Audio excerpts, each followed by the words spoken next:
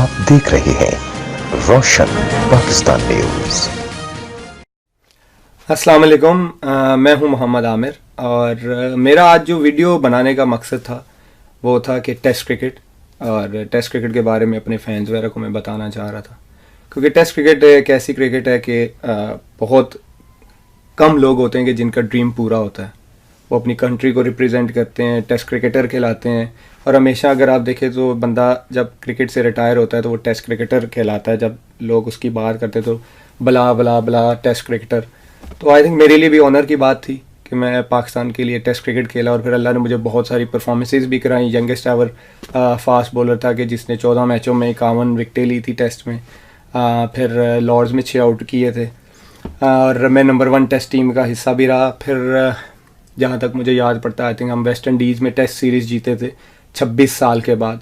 उस टीम का भी मैं हिस्सा था और ये मेरा एक ड्रीम था कि मैं पाकिस्तान को टेस्ट क्रिकेट में रिप्रेजेंट करूं और अल्लाह ने मुझे वो जगह दी, वो मुकाम दिया और इज़्ज़त भी दी। अल्लाह ने मेरे से वर्ल्ड रिकॉर्ड भी बनवाए टेस्ट क्रिकेट में।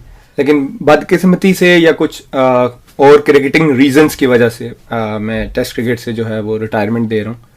उसकी वजह यह है कि एक तो जो 5 साल का जो अब बदकिस्मती जो मैं कह रहा हूँ वो जो मेरा 5 साल का टाइम था जिसमें मैं क्रिकेट नहीं खेल सका।